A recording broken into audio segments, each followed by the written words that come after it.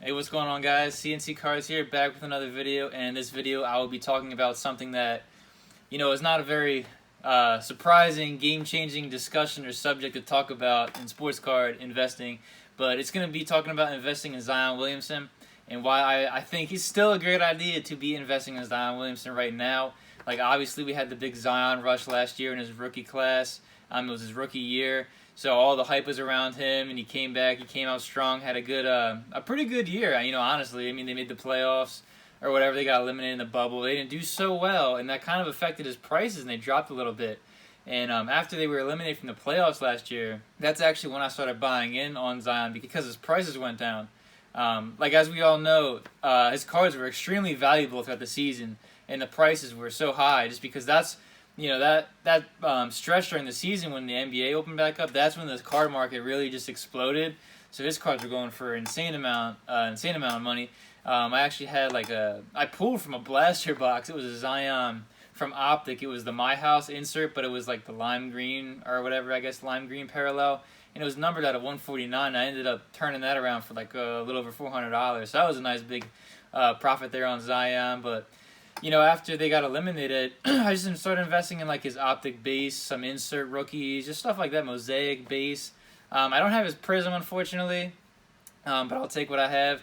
And I just think investing in him going forward is still such a great idea because I just love the way he plays, his play style. It's like the big bully ball, like he used to play back in the day. Like, he just gets to the rim, he muscles you around, you can't even stop him. He's just so big and powerful. He can shoot, he can spread the floor, he's athletic. That is the biggest thing. He is huge, and he is so athletic for his size, and it just blows my mind. But he's so fun to watch because of it.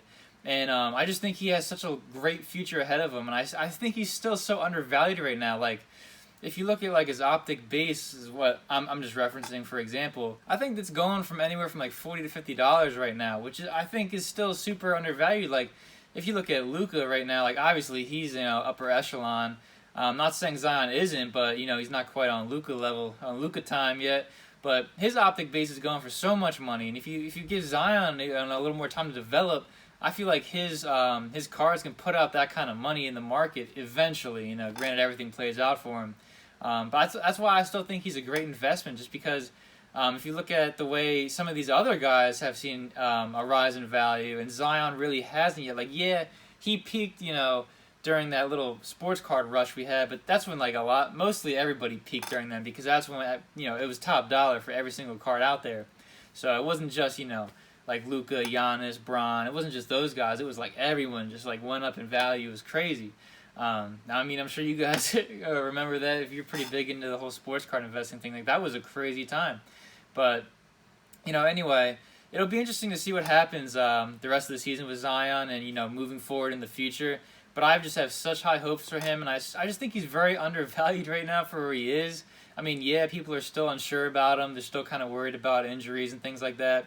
But if you really sit down and think about it, I just don't see him really going anywhere. It's funny because when he first came to the league, I was skeptical. I was like, I don't think Zion's gonna last in the league. After just last year and even just seeing him this year, I'm like, all right. I could see why he had all this hype. And I think that's another reason that his cards may be a little undervalued.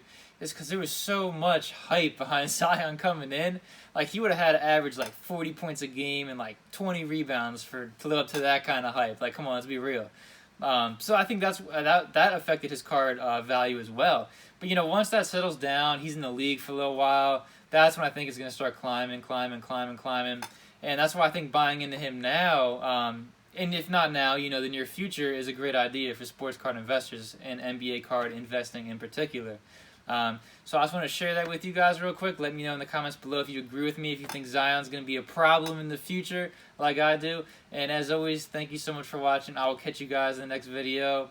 Have a good one.